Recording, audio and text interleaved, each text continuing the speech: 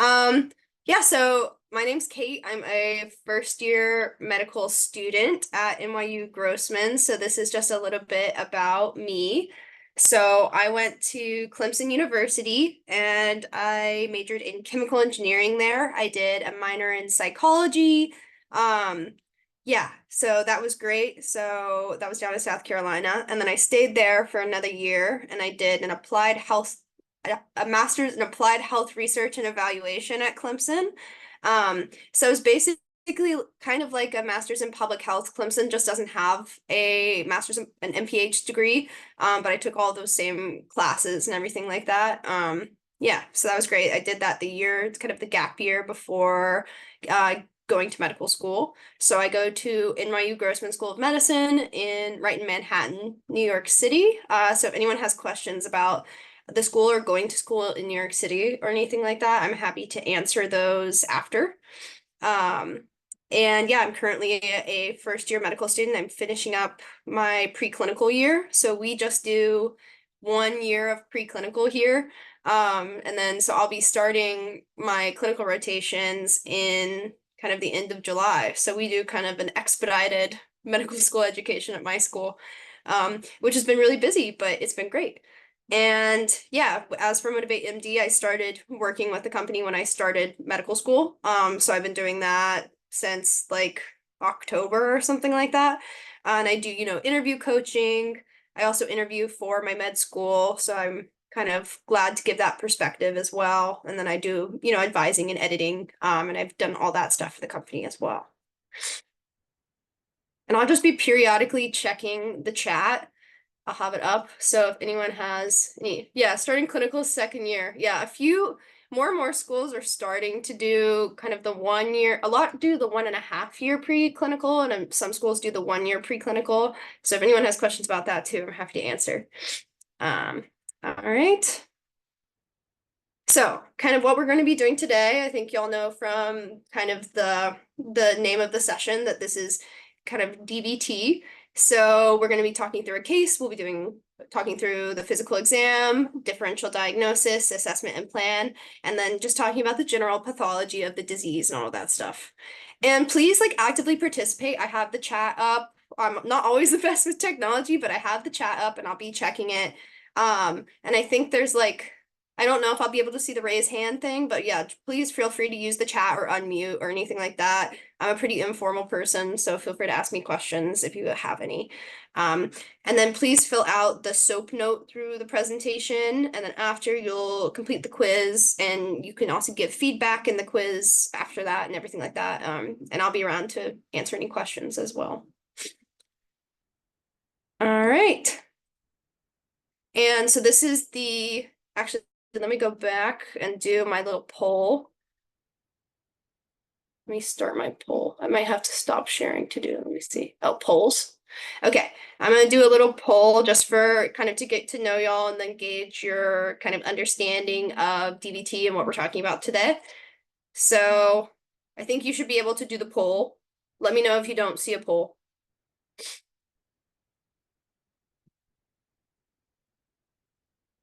And so for the first one, yeah, if you could eat one meal for the rest of your life, what would it be? Personally, I am a big dinner person. I like to eat an enormous dinner. So that's my thing. But I know a lot of people are breakfast people, so I agree to disagree with people if that's the case. Looks like we have a pretty even spread. Okay, I think everyone answered, and we are literally like 7 breakfast, 7 lunch, 7 dinner, and then the one outlier who likes dessert. And it seems like from current understanding of DVT, it seems like that the majority of people know a little bit about DVT, and then we have some people know nothing, some people know a lot. So yeah, this would be interesting. Just kind of wanted to gauge people's understanding and everything before we went in. So someone is a pre-med but did a paramedic program, so knows some. So yeah, you definitely, I assume with paramedic stuff, know kind of what to look for with a DVT and maybe a little bit about how it's treated as well. All right, so we'll stop that. If anyone wanted to see the results, these are the results. All right. Back to this. Okay, so if everyone doesn't have their like SOAP note form in front of them, go ahead and scan that. And you can kind of follow along. We're gonna, do things like, so the history of present illness is just kind of a kind of succinct summary about what brought the patient in, what brought the patient in for the visit, and other things like what is their pain like, what are the modifying factors, things that we'll go over a little bit later in the presentation. A review of systems is kind of a general description of kind of a review of the whole body and like symptoms through the whole body that someone might be experiencing. So like you ask like headache, do you have a headache, or do you have vision changes? And then you go kind of down the line of, are you having chest pain and stuff like that. And then we'll talk through the physical exam and the assessment and plan later. So we'll talk through all of those things. All right, so this is our case. So a 52-year-old male with a past medical history significant for hypertension presents to the clinic with a 3-day history of increasing pain and swelling in his left calf. He describes the pain as a constant dull ache that worsens with walking, and he also reports a recent long-haul flight of 12 hours about 5 days ago. He's concerned because the pain has not subsided and the pain is increasing over time. So that is our case details for this. And the next step I'm going to go through with this, I think last week they talked about this as well, and this is just something that you learn kind of early on as just a way to kind of especially classify pain. So the mnemonic for this is old carts, and it's just a helpful way, especially on clinicals one day or whatever it is, to just remember different ways to classify pain, especially one day when you're presenting kind of a patient to a preceptor or something like that. So the onset of the pain, when did the pain start? The location of the pain, so where is it, on your body? The duration, so how long has it been going on? Like after it started, did it stop and it go away, or is it still going on? That kind of stuff. Characterization, these are like if people have ever spent time, especially in the emergency department when they're talking about pain, they want to know like, is it sharp pain, is it dull pain, or with chest pain sometimes they'll ask, does it feel like an elephant is sitting on your chest, that kind of stuff. And then for aggravating and alleviating, these are like modifying factors that affect the pain. So like, does it hurt when you walk around? Does it hurt more when you walk around? Does it stop hurting when you lay down or rest, or things like that? And then radiating, does the pain radiate anywhere? This can be especially relevant in kind of when you're doing a chest pain workup. When someone is having a heart attack, sometimes they'll have pain kind of radiating down their arm, for example, or across their shoulder, or things like that. And then timing of the pain. So like, is it happening, every 5 minutes? Is it happening every hour? Is it getting worse? Stuff like that. And then severity. So sometimes, they will ask patients like, how would you rate this pain out of 10 or whatever it is? And how severe is this pain, basically. So that's kind of how we characterize pain. And then someone asked, can we review presentation one more time before we start? What do you mean by that?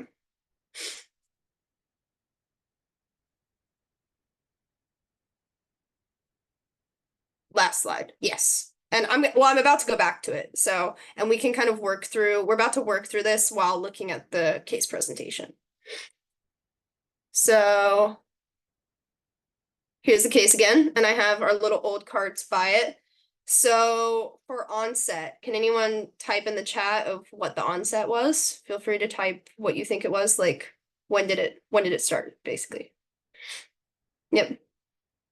One said 3 days ago. Yep, 3 days ago. Great. So onset, yep, 3-day history. And location. Where is the location of this pain for this person? Left calf. Yeah. Great. And so duration, how long has this been going on? Is it still going on?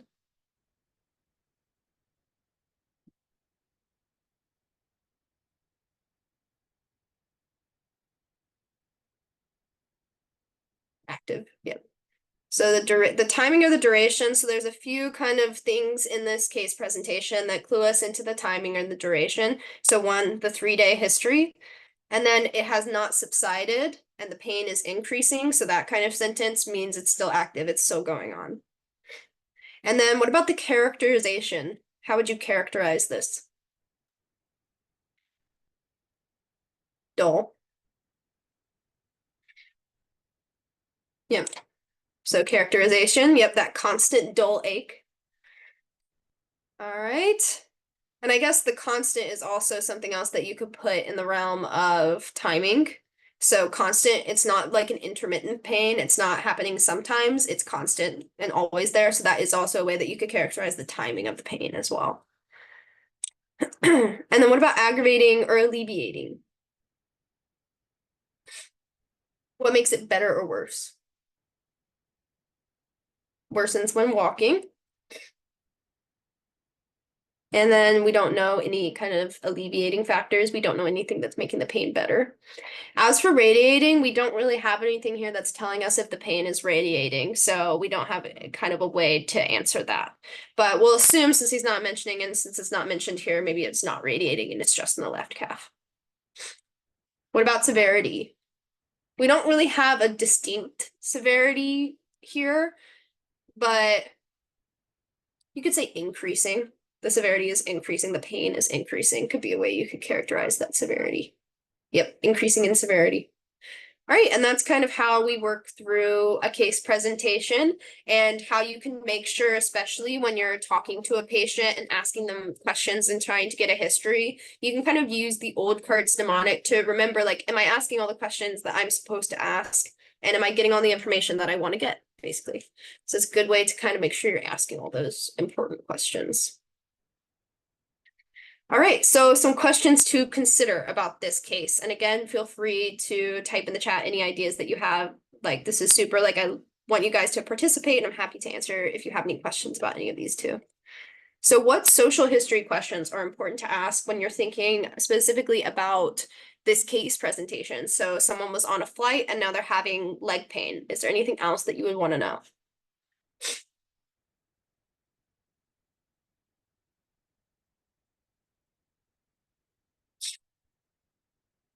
What have you done to manage the pain so far? That's great. Like, have you taken any pain medicine for this? And that could also lead you to possibly finding out more information, other like modifying factors. Maybe you find out that when they lay down and rest, it gets better or something like that. So that's an important thing to ask. Yeah, does he take any medications that can reduce swelling? That's important. If someone already has a problem with leg edema, and is already taking, like, for example, like water pills or something like that to get rid of the swelling, that's something important to ask as well. Currently on any blood thinners? That's super relevant to this. Blood thinners, especially, obviously treat things like clotting and things like that, and that's something that we're considering. Yeah, was there a trauma? Was there an accident or injury? That would be something important to rule out in this case, especially when forming like a differential diagnosis. Yeah, injuries. Has it ever happened before? That's a really big question to ask, and that's something that can really clue you into what's going on. If people know themselves, and if they've had a similar pain before, like especially for people who have had heart attacks, they know what that feels like, you know? So asking, has this happened before, is really important. I'm looking through all the rest of these. Yeah, family history. That's a great one as well. You know, things like clotting disorders can run in families. There's something called factor V Leiden that can run in families, I believe, and stuff like that. That's clotting disorder. So, smoker, that's great. Smoker can also impact blood clotting and things like that. Diabetes, high cholesterol, that can all impact blood flow. Yeah, and any whatever medicines that someone is on. Yeah, is his hypertension managed? We mentioned that he has hypertension, but is that something that he's managing?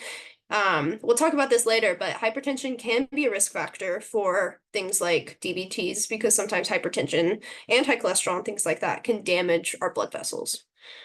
So I think that's all the stuff that people said. It's great. All right. Is the aggravating factor here, do we think it's important or coincidental? Does anyone think that the fact that it gets worse when they're walking around, do we think that's relevant when considering our differential? Important.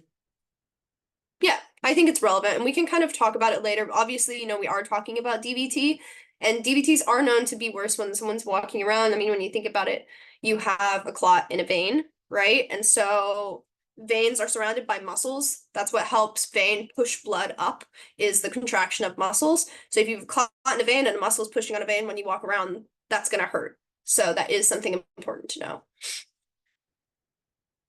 It's a leg complaint. The function of the leg is indeed relevant. Yep. Important. Circulation may affect clot mobility. Yep. Yep. All right. So, what imaging or labs do we think would be important to consider with this case? Some people know a little bit about DVT, some people don't, but just thinking through, like if you were the doctor ordering something, what do you think you would order? Okay, people are saying MRI. MRI can be useful, especially when considering something like a DVT, but usually MRI is not our first kind of go-to, especially usually we're seeing DVT in the emergency department. And DVT is something that it does need to be handled somewhat quickly, and an MRI can take a little bit longer. So usually MRI isn't our first kind of go-to with DVT. So PTINR, yeah, so PTINR does have to do with our clotting and stuff like that. But that I will say that's not usually the lab that we check with a DVT, and I will explain why later. But there's a more important lab with DVT. And then ultrasound, yep, we'll talk more about that, but ultrasound is a great way to evaluate for DVT. Yeah, CBC, CRP. Those are kind of the classic labs that we check in the emergency department for things like infection and stuff like that. Maybe a chest X-ray. We can talk about that later. Sometimes with the DVT, you might also be worried about clots other places, like in the lungs. So sometimes a chest X-ray or a CT can be helpful for that. Someone said ultrasound of blood vessels in the calf. Snaps for you. We'll talk more about that later, but that is a great way to evaluate. Yeah. So those are the big ones. Okay. Differential diagnosis. So obviously, the name of this is DVT. We're talking about DVT, but is there anything else that you would put on your differential diagnosis, which means like just things you would want to rule out or things you would be kind of considering as what could be the possible diagnosis? Is there anything else that you would be worried about? Edema on his calf. Yeah, so you want to rule out sometimes people with cardiovascular disease can get swelling in their lower limbs. So that's definitely people with heart failure. How would you rule out heart failure swelling, like someone whose heart isn't pumping correctly, so they're collecting fluid in their lower limbs? How would you rule that out from DVT? There's something big that separates it.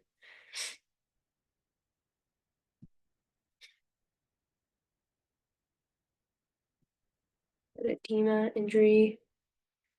Someone said muscle pain, infection. Yeah, infection's always a good one to rule out when you have any kind of pain, swelling, stuff like that. Edema from cardiorenal issues, trauma. Yeah, superficial vein thrombosis. Yeah, that's an interesting one. Deep versus superficial, right? One is definitely much more concerning than the other. Yeah, interesting. Muscular fasciitis in lower limbs. Oh, then someone said they would also order troponin, BMP, exam, and history. Yeah, I think, yeah, especially in the emergency department, troponin is always something great. That's something that can tell you if someone's possibly having a heart attack or something like that. So that's checked a lot in the emergency department. Okay. All right, we will move on. So this is our physical exam for the patient. So I'll just kind of talk through. So at the top of the physical exam, you usually have your vital signs. So the temperature 99, it's pretty normal. That's not considered a fever. Fever would be over 100, but like a little elevated, but it's not technically a fever. Heart rate, so that's 88, so that's normal. Blood pressure 135 over 85. That is in the range of what we consider normal. Someone is really kind of getting into hypertension territory when they're over 140 over 140 over 90 or 140 over 100. We're really when that top number is over 140. So it seems like this person's hypertension is being decently managed. And then the respiratory rate's 16, so that's normal. That's like normal is between like 12 and 20 on that. Oh yeah, O2. I didn't put that on here, but let's assume their O2 is like 100. So O2 their kind of O2 saturation could be important with something like this if we're considering something like a pulmonary embolism, which we'll talk about later. Yeah, and that's just a measure of someone's oxygen saturation, how much oxygen they're getting.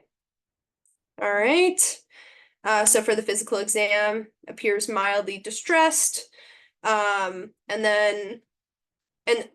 for reference, before I go into the physical exam, just a general kind of rule of thumb for the physical exam, we keep the physical exam very like kind of objective. So things like the HPI or other things can be a little bit more subjective, but usually the physical exam we keep pretty objective. So it's just things we are seeing. We're not necessarily making any assumptions or diagnoses at this point. So for like the head and the ENT and all that stuff, all of this is normal. So pupils are equal, round, and reactive. Yeah, the head looks normal basically is what normocephalic means. Atraumatic, no trauma. Dry mucous membranes. You can have dry mucous membranes for a lot of reasons, like if you have allergies or whatever. And then cardiovascular, regular rate and rhythm, no murmurs, rubs, or gallops. So that's a normal cardiovascular exam. Lungs, so clear to auscultation is what that means. So clear to listening bilaterally without wheezes, rales, or rhonchi. And then the abdomen is soft, no tenderness on palpation in all 4 quadrants. So yeah, we usually divide when we're feeling the abdomen, we usually separate it into 4 quadrants. So right upper quadrant, right lower quadrant, left upper quadrant, left lower quadrant. So that's all normal. Alert and oriented, no focal neurologic deficits, so nothing neurologically kind of abnormal that we see. And then, so now for the musculoskeletal exam. So left calf circumference, 4 centimeters greater than the right, stuff like this, like comparisons in the physical exam, especially when one thing is different from another, is really helpful to document in the physical exam. Mild erythema and increased warmth over the left calf. So erythema is a redness and warm over the left calf. And then tenderness on palpation of the left calf, especially on the medial aspect, so on the middle of it. And then 2+ pitting edema in the left lower extremity or in the left calf. So pitting edema, so edema means swelling. Pitting means you push into it and the indent stays there. So we see that, like we see pitting edema with just really like any kind of fluid collection, especially when things related to the heart and swelling related to the heart is usually going to be pitting edema. So someone is saying, did we consider cellulitis? Erythema and increased warmth sometimes are findings consistent with cellulitis. Should this be considered? Yeah, so we're going to get to my differential in a bit, and cellulitis is definitely a big one. The big one, especially in emergency departments, with like the thing most commonly kind of associated or confused with DVT is cellulitis. So that's a big one that we're going to kind of talk through. All right. So this is our physical exam. So obviously the musculoskeletal exam is a bit concerning. We don't like the pitting edema. We don't like that erythema and warmth of the calf, and that tenderness to palpation as well. Yep, chest x-ray is a must now, and troponin can't hurt. Yeah, chest x-ray would definitely be a big thing that we would check in the emergency department. Yeah. All right, so now we're going to go to our labs.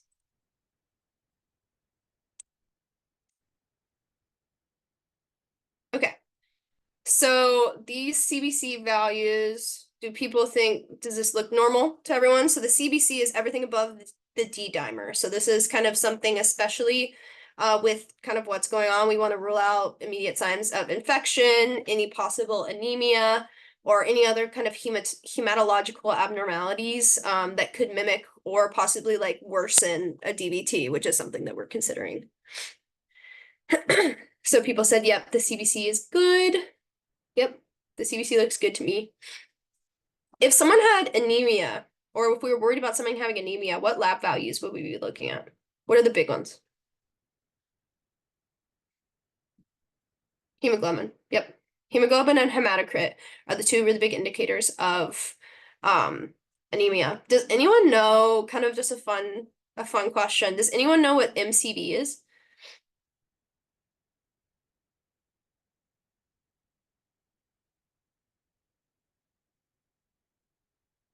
Kind of a hard one. No clue. MCV measures basically it's this thing, it's a way of measuring the size of our red blood cells. So sometimes there's types of anemia. Some anemias kind of are associated with a larger size of red blood cell, and some are associated with a smaller size of a red blood cell. So macrocytic anemia, big versus microcytic anemia versus normocytic anemia, which is the same, like the same or normal. So yeah, that's just a way of classifying anemias. So more into that. But yeah, this is a fun fact. That's something we only look at sometimes, or something that's only relevant sometimes. And then, so the D dimer, does the D dimer look okay to people, or does it look abnormal?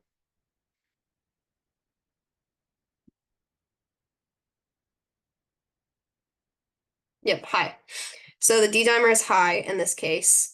And so an elevated D dimer suggests the presence of an abnormal or excessive blood clotting process. It's in this test specifically, and this is why we check this one, the D dimer, it shows when kind of a clot is being built up and broken down in like current time. So that's why we check a D dimer for when we're concerned about a clot. PTINR is more something that we look at for like physiological clotting. So if we're worried about someone more having like a clotting disorder, we look at like how their body, how long it takes for them to form a clot and things like that. So that's more of like when we're worried, like so if someone has a clotting disorder, like or that kind of thing, but not if we're actively looking for like a current clot blocking a vessel. Yeah.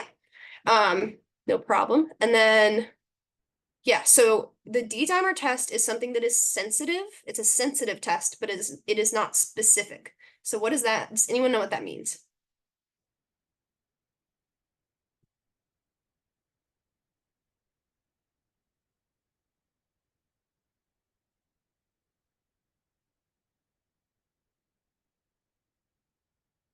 You don't know where the clot is? That's a good guess. Can raise for anything and doesn't necessarily mean clot. Yeah. So it's sensitive, so it's going to pick up if there's a clot. Um, but it's not it by it not being specific, it means that it's not specific to just the fact of there being a clot. There are a lot of other conditions that could cause an elevated D dimer, like even like cancers can cause an elevated D dimer, kind of other conditions, other like hematologic conditions and things like that. So it's not specific just to a DVT, basically. Pregnancy can raise a D dimer, correct? Yeah. All right. So basically, I'm just gonna kind of give just a little bit more information about the D-dimer because I found this interesting when I was entering medical school, like especially learning about the coagulation cascade, just what exactly the D-dimer was, because I'd seen it. I was a scribe in the emergency department, and I had seen the D-dimer like lab value a lot, but I had no idea kind of what it was. So I just think this kind of image is something helpful when kind of visualizing the D-dimer. So the coagulation cascade, basically just think of it as a complex series of events where specific clotting factors get activated, and they get activated one after another, and eventually that leads to the formation of a blood clot, basically in simple terms. So think of it as fibrin acts as a net, that cross-linked fibrin, and basically forms the clot. It's catching blood cells and other components and forms that final clot. And then a process called fibrinolysis removes the clot. Plasmin, that you see on here, plasmin is an enzyme that gets activated and then cuts the cross-linked fibrin at different points. And that leads to production of a lot of different like breakdown products, basically. And one of those breakdown products is D-dimer.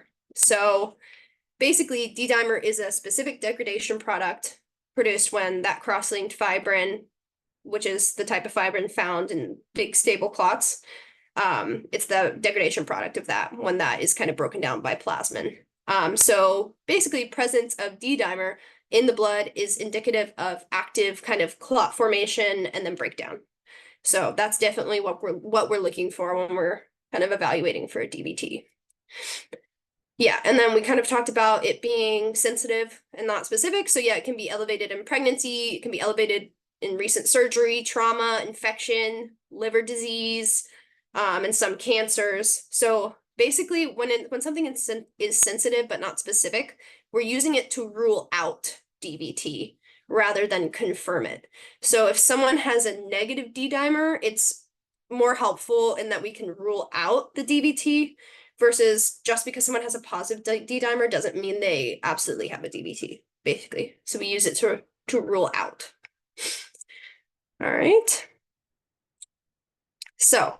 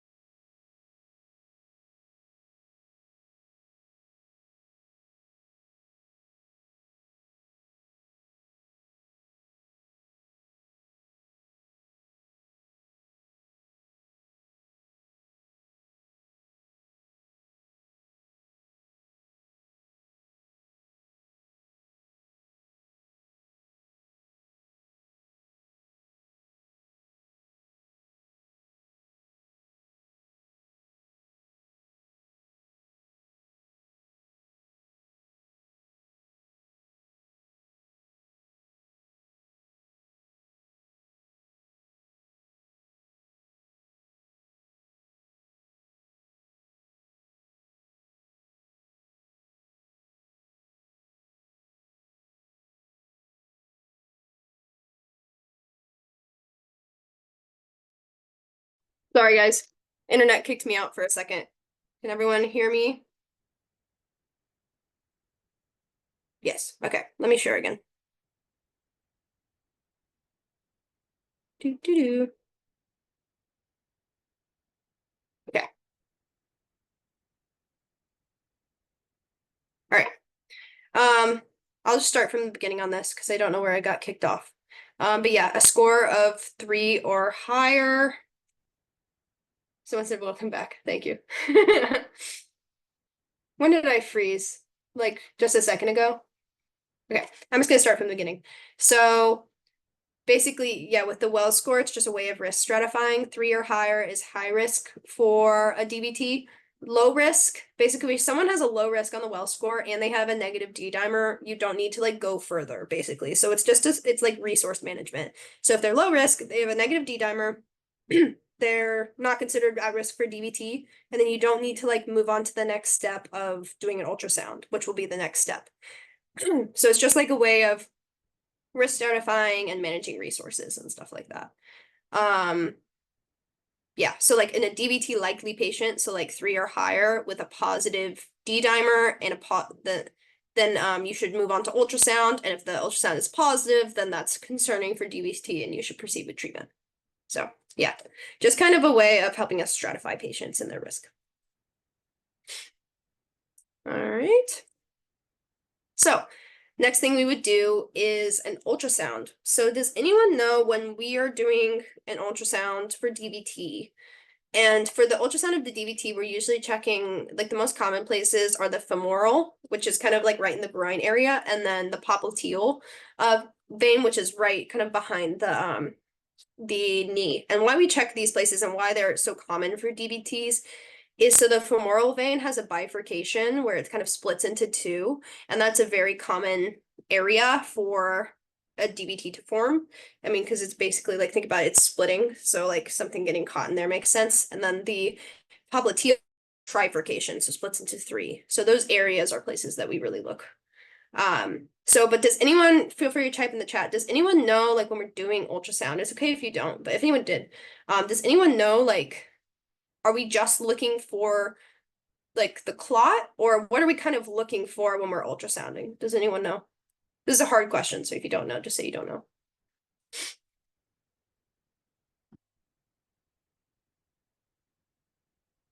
Someone said blood flow, someone said excess fluid. Yeah, fluid, pulling of blood, those are all really good ideas. For blood, pulling of blood, fluid. So actually, I mean, those all make sense, and those would be definitely like the logic of it makes sense, but it's not necessarily something that we're looking for on ultrasound, because the best way to check for a clot in a vessel on ultrasound is, yeah, someone said compression ultrasound. So when there's a clot in a vein, so firstly, veins on their own are compressible. So you should be able to push and fully compress a vein. When you look on ultrasound, usually like arteries have a lot more muscle around them. And like, so lots of times when you see like ultrasound, there'll be an artery and a vein. And the vein a lot of times will sometimes be like, especially someone's dehydrated, their vein will be kind of compressed and harder to see. But veins are fully compressible. So, but if there's a clot in a vein, it's not going to be compressible because there's a clot in it. So what you do is you literally go on the you go as you're ultrasounding and you're just pushing in and making sure that the vein is fully compressing. Sometimes you can also see a clot. So I have a picture of that as well. Sometimes you can see the clot, but sometimes you can't, and then you fully just test it based on can the vein compress or not. And I'm gonna share a video, but I don't remember if when I just shared my screen, I don't remember if I shared sound. So I'm just gonna share again to make sure because I want you all to hear the sound on this video. Okay. Yeah, and then ultrasound generally uses sound waves to generate pictures based on different densities of tissues. So ultrasound doesn't involve any radiation, which is why it's a great test. Yeah, love ultrasound, is a great test. It just uses sound waves. And then you can also see here, this is called a butterfly. So me and my roommate actually have a butterfly in our apartment. My roommate does ultrasound competitions. So it's just a portable ultrasound, so it connects to your phone, and so we can just ultrasound each other in our apartment. We can check out our gallbladder and stuff like that, and it just displays to your phone. So this is something people use like in the emergency department or stuff like that a lot. So butterflies are cool. And then let me go to this video. Can someone, as soon as it starts, will someone just type in the chat and let me know that they can hear it? In a patient with unexplained leg edema, I can search for a deep venous thrombosis by using a linear scanner on the venous preset. I'm going to start my scan proximally at the common femoral vein, identifying the common femoral vein next to the common femoral artery, and making sure I identify the saphenous takeoff. Once I've seen the saphenous vein and the takeoff, I'm going to start compression, making sure that the anterior and posterior walls of the vein completely collapse. I'm repeating this as I go down the adductor canal, every few centimeters compressing.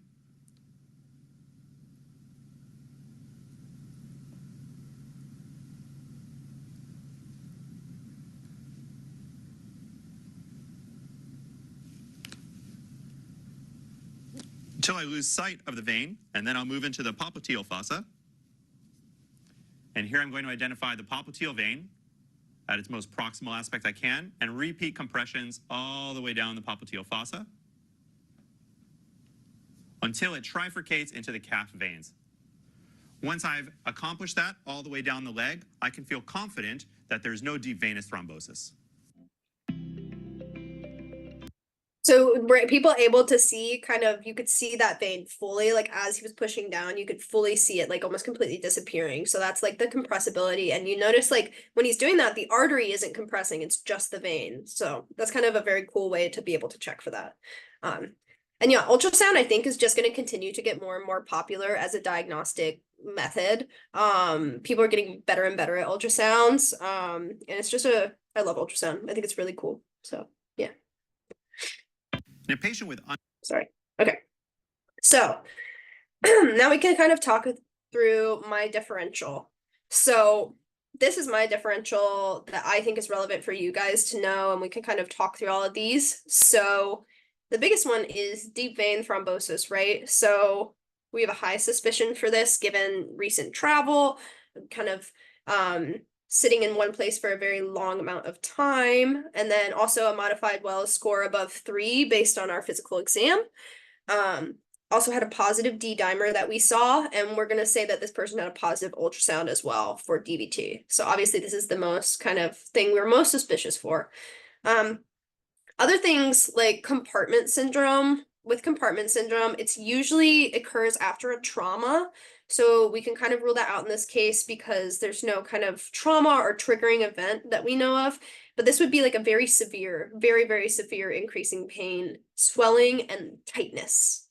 And then cellulitis. This is one of the most common and important mimics of DVTs for us to talk about.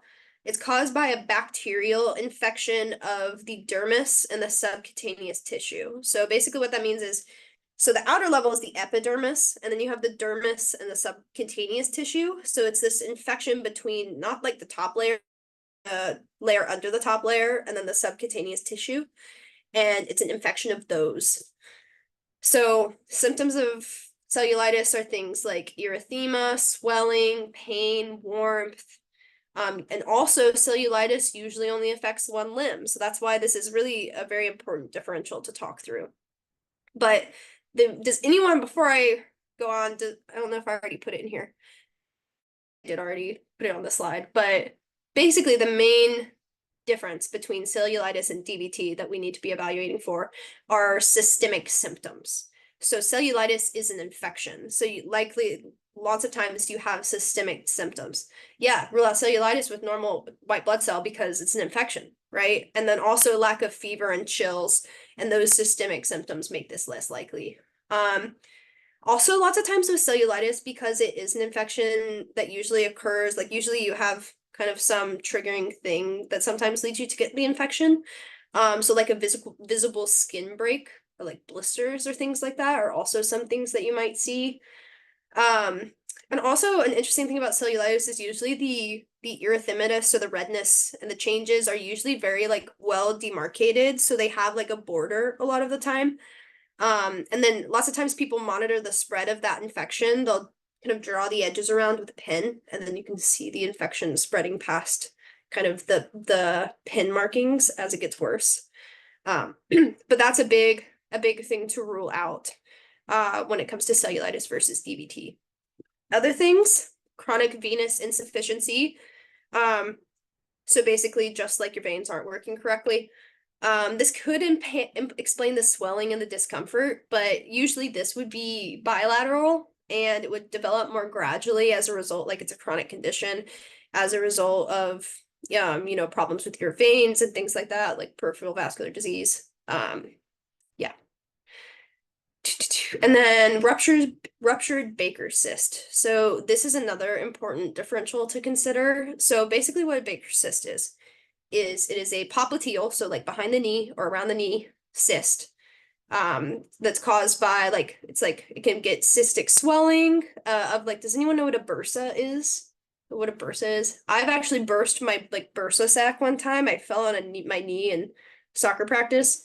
And it's just like, it's just this thing in your knee and it just released a lot of fluid basically and got really swollen. So, but yeah, Baker's cyst can present as like palpable swelling, stiffness, pain. And it can also even compress your leg vessels because it's swollen. It can even compress your vessels and cause swelling in that way as well, like leg edema. But some things to distinguish it. Rupture of the cyst can present with like an audible like popping sound. Like that happened to me when I had a bursa, like I heard it. And then also it will have like associated pain, redness, and warmth. But the main way to distinguish it is the ultrasound. So this is something where like doing things like your D-dimer and your ultrasound are really important for distinguishing between these things. And also you can rule it out by like asking about like getting a history and stuff like that. And someone mentioned varicose veins as well for venous insufficiency. Yeah. And then for the last one, for acute limb ischemia, so that's also can happen with like peripheral vascular disease and stuff like that. So it's basically your limbs aren't getting enough blood. But the difference here is that it's secondary to occlusion of the arteries, not occlusion of the veins. This can also be unilateral, but with acute limb ischemia, this would usually be presenting as a pulseless and like cool limb because it's not getting enough blood flow. So with like DVT, it's getting blood flow, but it's having a blockage as it's leaving, right? So that's why you're getting swelling and things like that. So that's kind of the main difference with those. Yeah, purple or blue because it's not getting enough blood flow. Yeah, that's correct. So those are my main differentials. Any questions about any of those?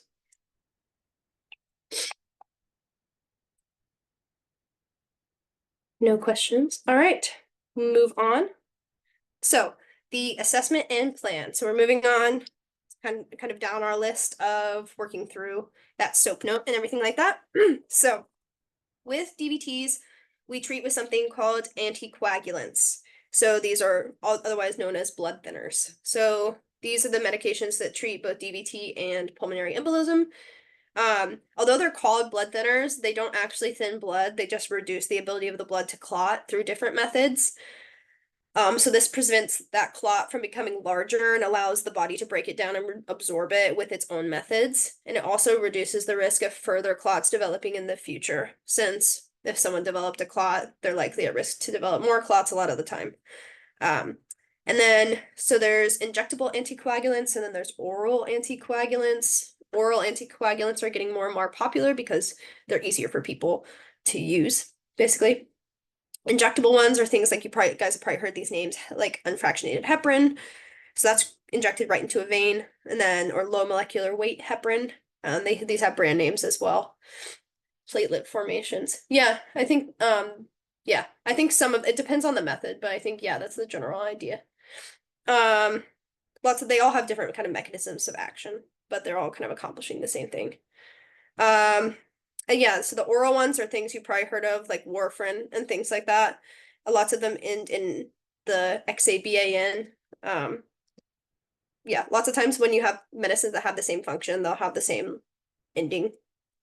And then all of the anticoagulants can cause bleeding. So people taking these have to be monitored to prevent unusual bleeding. Like if someone is on a blood thinner and has a fall, they're much more likely to like especially if they fall and they land on their stomach or something, they're much more at risk for things like internal bleeding and stuff, just because they don't have those clotting, like you're mentioning, platelet formation, things like that.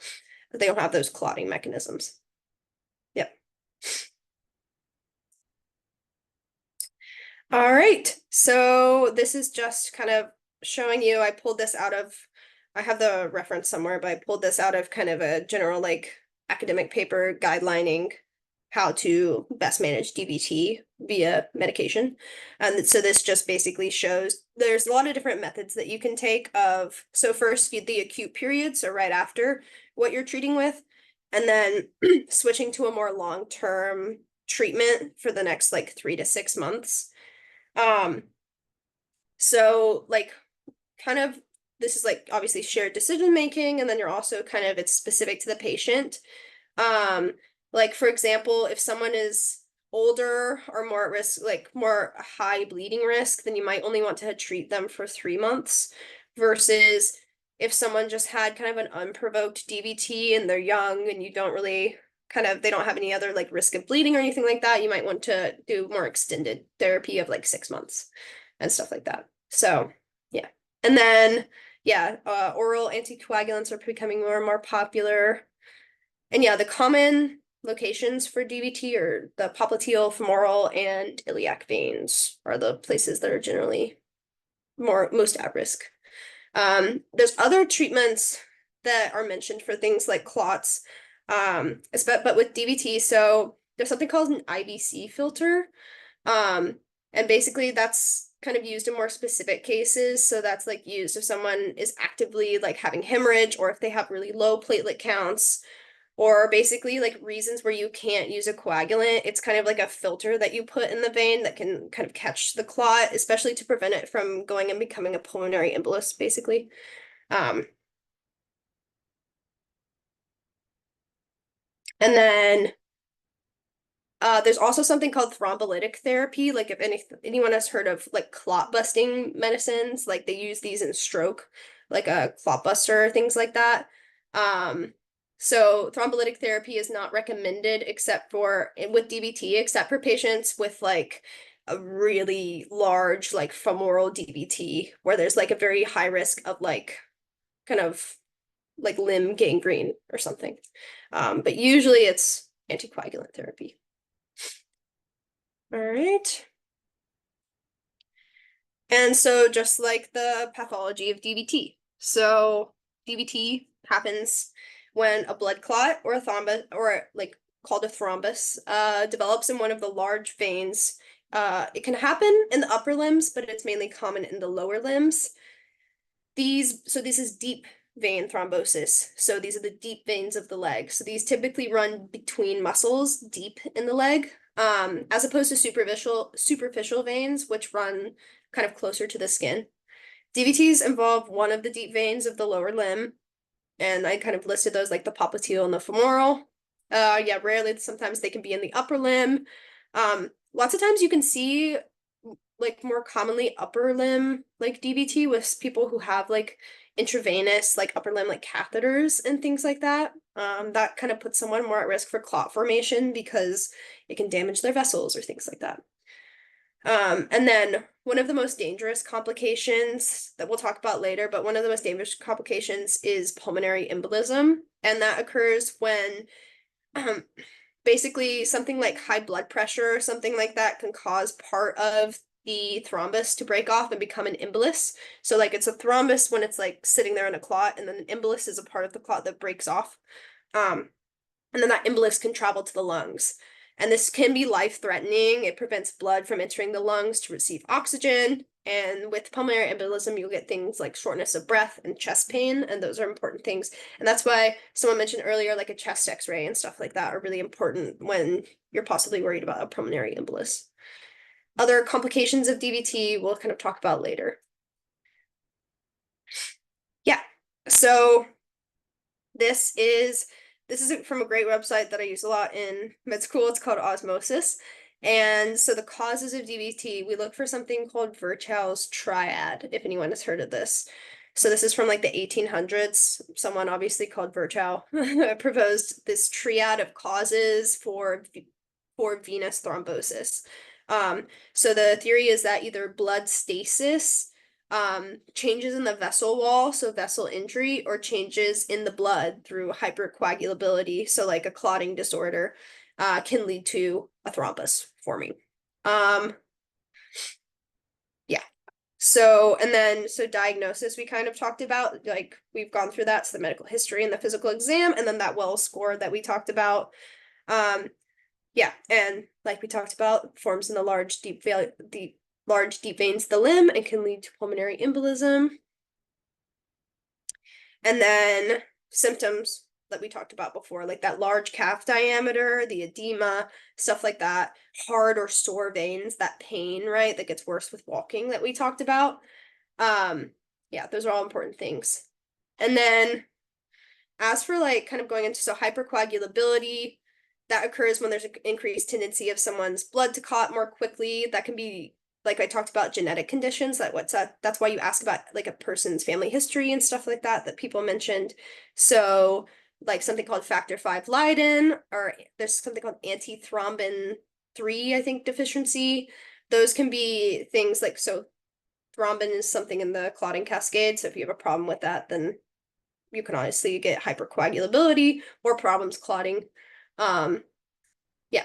So also sometimes like things after a surgery or when taking certain medicines. Does anyone know a medicine that predisposes someone to be hypercoagulable? It's a medicine a lot of people take.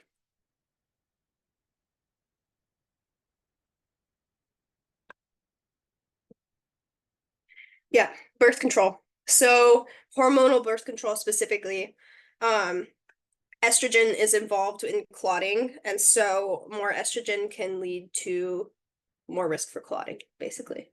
So something very important to ask in the history, like we talked about before, is if someone is on hormonal birth control. And then like with blood stasis, for example, when blood flow becomes slower, like when you're sitting for a long time and not moving those muscles in your legs that help your blood flow, you can get like these static pockets of blood. There's a lot of kind of theories about why those static pockets can lead to thrombus formation, like maybe like antiplatelet things aren't getting in or whatever it is. There's a bunch of different, it's not completely understood, I don't think, but yeah, stasis can just happen during long periods of inactivity, and that kind of stasis pooling of blood can be a risk for clot formation, basically. Yeah, and then damage to the vessel can trigger the coagulation cascade and cause a clot. So that one's pretty self-explanatory. Yeah.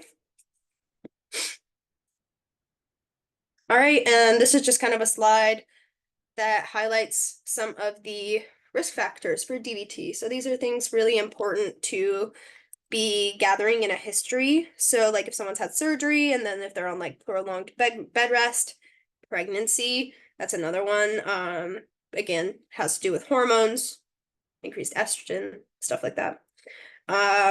The elderly over 60 years old, prolonged sitting or standing, just basically like not moving those muscles that help blood flow and getting that kind of pooling stasis, right? Yeah, varicose veins, someone mentioned.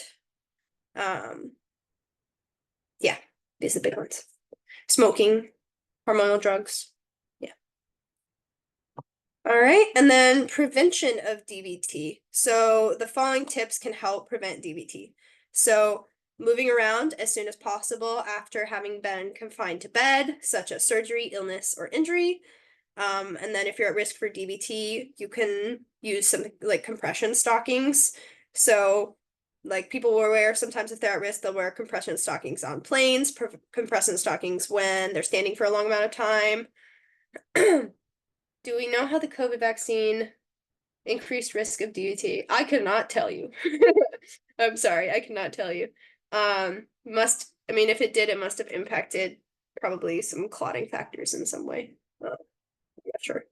And then also other ways of preventing, like when sitting for long periods of time, such as when traveling for more than a few hours, you need to get up and walk around every 1 to 2 hours, and yeah, just moving those muscles so you get blood flow.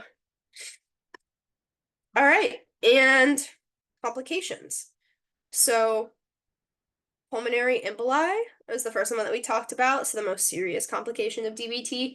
You can also get chronic venous insufficiency, which basically just means so veins use valves and to kind of get blood back to the heart. So the valves and then the muscles kind of being moved are pushing things up through those valves and helping transport blood back to the heart. So long-term DVT can degenerate those valves, and so you get that kind of damaged vein wall and the valves, and you get backward blood flow and you get edema and stuff like that. And you can also get something called post-thrombotic syndrome, which is a long-term complication of DVT, which occurs due to damage and scarring to the veins. And it's characterized by like swelling, discomfort, skin pigmentation in the affected area. So it's just like a very kind of long-term complication, especially if if this has become a more chronic issue and stuff like that. So I have like pictures here of post-thrombotic syndrome. So like here and here. So yeah. And before I go to this, someone said they have a question about the patient. Do you wanna, what's the question?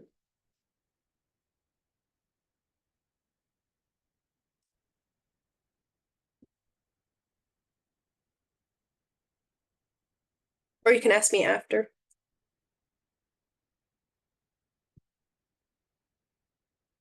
Did the DVT cause the pitting edema, or was there also cardiorenal? So the DVT would have caused the pitting edema because when you think about it, so you have a blockage in a vein, right?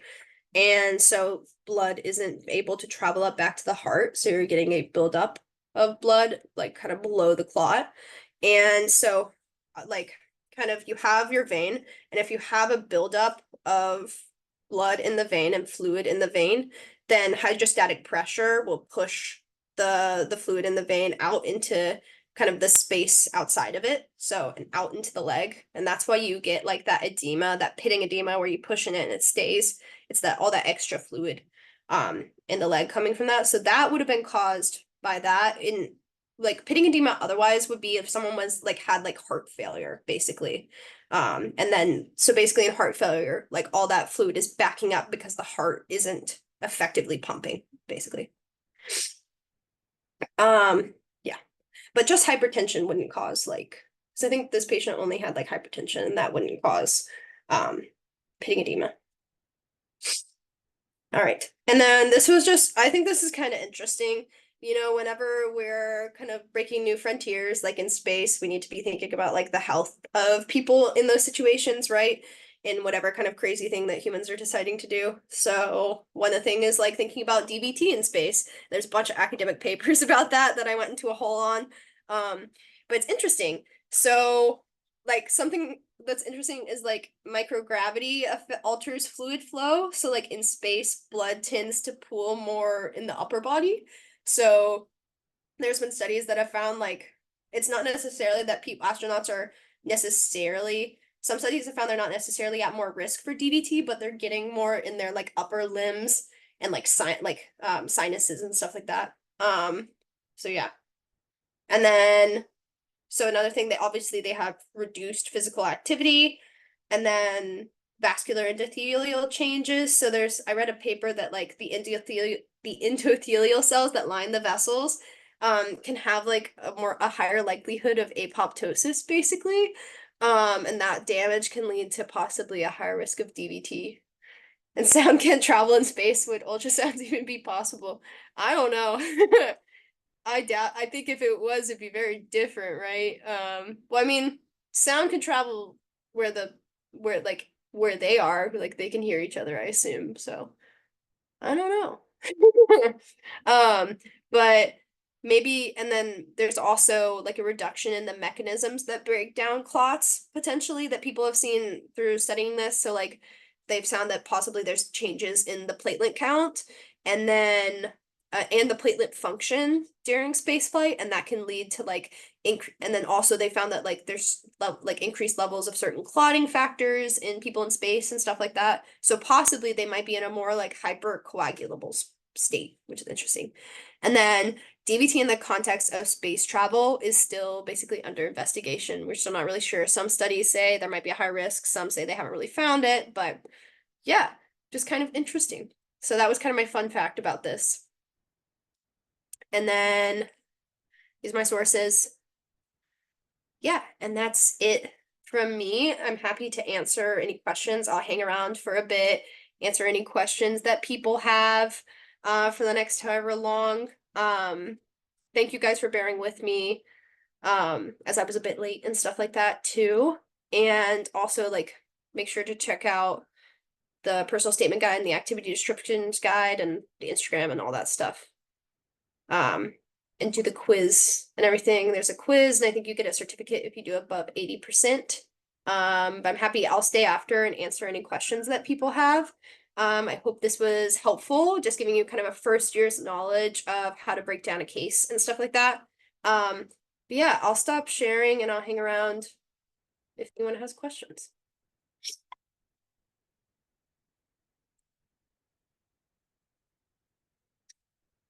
Does your med school pay for resources like osmosis, UWorld, etc., or is that an out-of-pocket expense? And thank you guys all. Thank you for saying thank you. I hope it was helpful. So osmosis we get free. We also get oh, why am I remember Amboss? It's called Amboss. It's like a question bank thing. We have that free right now in first year. So Amboss, osmosis we have free. I don't know. I'm not to UWorld stage yet. UWorld's gonna be like we take step after our clinical year, so that's gonna be like a next year thing for me. I'm not sure if our school plays for your UWorld or not. It might be. I know some schools do. I think our school, if they don't, they're trying to soon. I'm not completely sure because I'm not there yet. What is your specialty actual presentation? So I'm a first year med student, but I've decided I'm going into OB/GYN. So I think later on I'll be doing a virtual shadowing presentation on preeclampsia, since that's something I find really interesting. But yeah, I'm a first year. NYU has a pathway where you can apply into residency kind of earlier on in the education. So I'm applying into the OB/GYN residency right now. Yeah. Thank you. Chris, a lot of knowledge as a first year. Thank you. That's very kind. I don't know everything by a long shot. But definitely have learned a lot this year. Recording for today's session, I think they upload it to the YouTube, which I think was just like Motivate MD on YouTube. QR code for the personal statement. Yes, I can. Let me pull it up.